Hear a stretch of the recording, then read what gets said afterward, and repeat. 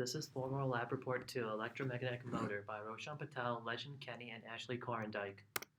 The background information. So magnetic fields. We know that the current produces magnetic fields. Charges moving in a magnetic field experiences a magnetic force. Magnetic field is perpendicular to current, and when the direction of the current is flipped, the magnetic field direction is flipped as well. So if the current goes up, the magnetic field will go counterclockwise, and if we flip it, if the current goes down, the magnetic field will be clockwise. And magnetic field increases with increasing current. And currents, we know that currents are caused when electrons flow from one positive end to the negative end through a wire. In this lab, we built an electromagnetic motor using coil, paper clips, batteries, and magnets. We made the coil spin faster and changed the setup to make it spin faster. Main question, what is causing the coil to rotate? And then our hypothesis is that adding more batteries would increase the spin of the coil. We counted a number of revolutions for each setup at certain times and then calculated average angular velocity. Result was that average angular velocity increased when more batteries were added. For our experimental setup, we basically had 3 batteries, 2 wires, 2 paper clips, 2 magnets, 1 coil, and Play-Doh. So we used the Play-Doh as the surface, placed the paper clips and magnets on the Play-Doh, placed the coil on top of the paper clips, and then connected the paper clips to the battery, gave the coil a tap to make it spin, and then we just changed it by adding more batteries. For this was our circuit diagram for what we did for our experiment. So on the left was the first thing we did with one 1.5 volt battery connected to 2 magnets with our coil. And then to the next part, we added 1 more battery, and then we ended with 4.5 volts with 3 batteries. And then we tested the average angular velocity with this. And then the next models that we needed to know, we needed the right-hand rule, the magnetic field, and the electric field. So the I, which is the thumb on the left-hand diagram, it is the current, and the current is moving from the positive end of the battery through the coil and then to the negative side of the battery. Then we need to look at our magnetic field, which is our fingers now, and our right-hand rule, which shows us that it's rotating going into the screen, which then tells us it creates a magnetic field and that this should flow completely perpendicular to our current.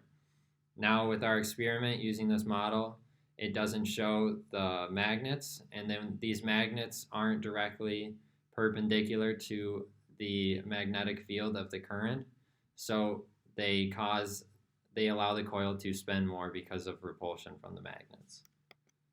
So for our analysis section, we had our 1.5 volt battery with its spin.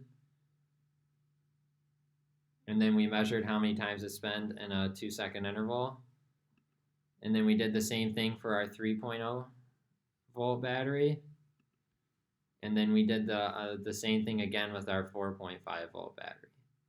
And then as you can tell in slow-mo, when I play all of these, that as we increase our voltage, that our rotation is increasing significantly.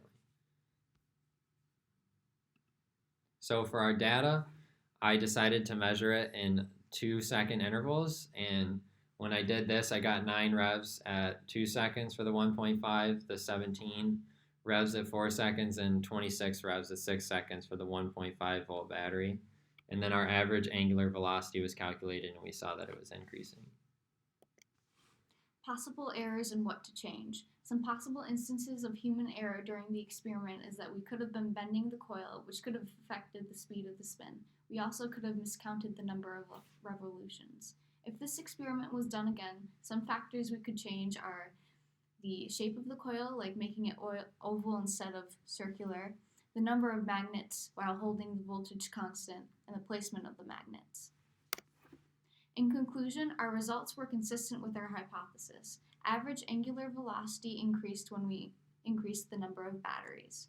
The coil spins because it becomes an electromagnet when current starts flowing through it. The attractive and repulsive forces is what causes the coil to spin. For this reason, we can now easily convert electrical energy into mechanical energy. In a brushed DC motor, brushes on each side bring the current to the armature, which is the rotating component.